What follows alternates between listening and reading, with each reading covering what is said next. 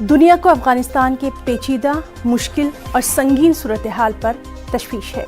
खित्ते में अमन के क़याम के लिए सियासी तौर पर मुस्तहकम अफगानिस्तान अहमियत का हामिल है। मुख्तलिफ आलमी प्लेटफॉर्म पर हिंदुस्तान अफगानिस्तान की सूरत हाल पर तशवीश का इजहार कर रहा है। अक़वाम मुत्तहिदा इंसानी हकूक़ काउंसिल में भी हिंदुस्तान ने अफगानिस्तान से मुताल्लिक़ अपनी तशवीश को दोहराया है। हिंदुस्तान का कहना है कि नई हुकूमत ख़वातीन, बच्चों और अक़लियतों के हुकूक़ का ख्याल रखे।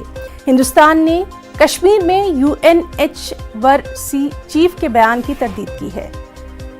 हिंदुस्तान मिशेल बेशलेट के बयान को गैर ज़रूरी करार दिया है।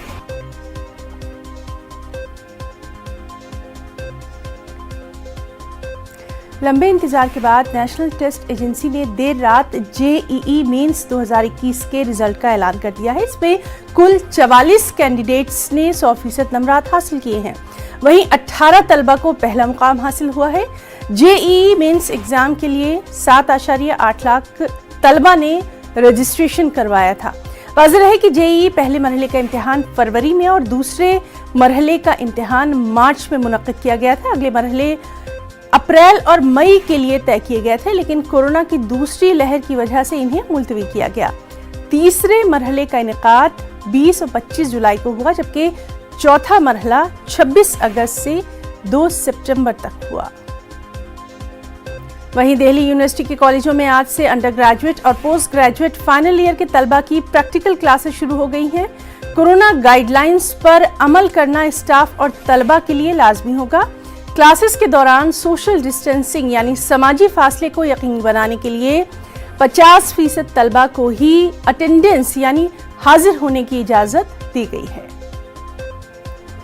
दिल्ली से हमारे साथ मौजूद हैं हमारे साथी प्रीति श्रीवास्तव। प्रीति, आपसे जानना चाहेंगे DU के कॉलेजों में आज से जिस तरह से अंडर ग्रेजुएट और पोस्ट ग्रेजुएट फाइनल ईयर के जो स्टूडेंट्स हैं उनके लिए प्रैक्टिकल क्लासेस की शुरुआत हो गई है, किस तरह के वहां पर माहौल नजर आ रहा है, खास तौर पर कोरोना गाइडलाइंस को लेकर?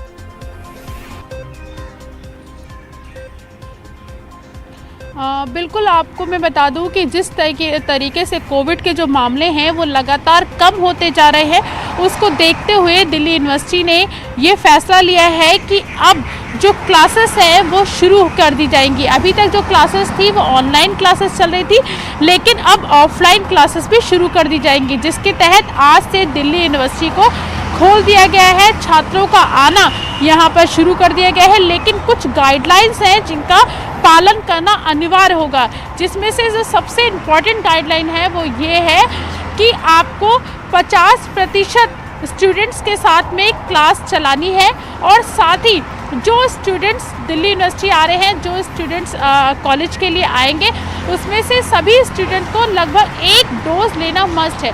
कि अगर इसका मतलब ये हुआ कि अगर जो स्टूडेंट्स कॉलेज ऑनलाइन ऑफलाइन जो क्लासेस अटेंड करेंगे उनमें उन्होंने कोविड की वैक्सीनेशन की कम से कम 1 डोज ज़रूर ले रखी हो, और साथ ही अगर दोनों डोज ले रखी है तो ये बहुत अच्छी बात है, लेकिन 1 डोज मस्ट है। साथ ही सोशल डिस्टेंसिंग का पालन करना अनिवार्य है और मास्क लगाना अनिवार्य है। बिना मास्क के आप अंदर एंट्री नहीं कर सकते हैं। सामाजिक दूरी का ध्यान रखना ज़रूरी है, सोशल डिस्टेंसिंग ज़रूरी है।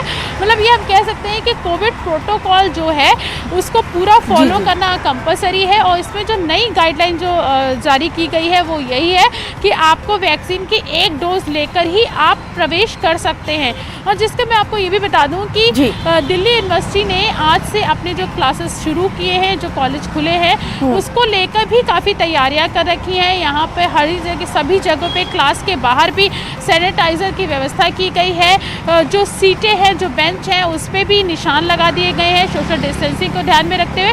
और एक खास बात ये भी है कि जो लास्ट ईयर के जो स्टूडेंट्स हैं, मतलब जिनका लास्ट ईयर है, जिनका फाइनल ईयर है, वो 50% क्षमता के साथ साथ लाइब्रेरी का भी यूज़ कर सकते हैं। मतलब कि वो अगर पढ़ना चाहें, लाइब्रेरी भी जाना चाहें और वहाँ बैठना चाहें तो वो लाइब्रेरी भी जा सकते हैं। जी, तो बहरहाल जिंदगी को तो आगे बढ़ना ही है और कोरोना की गाइडलाइंस का भी खास ख्याल रखना ज़रूरी होगा। बहुत बहुत शुक्रिया प्रीति आपका तमाम तर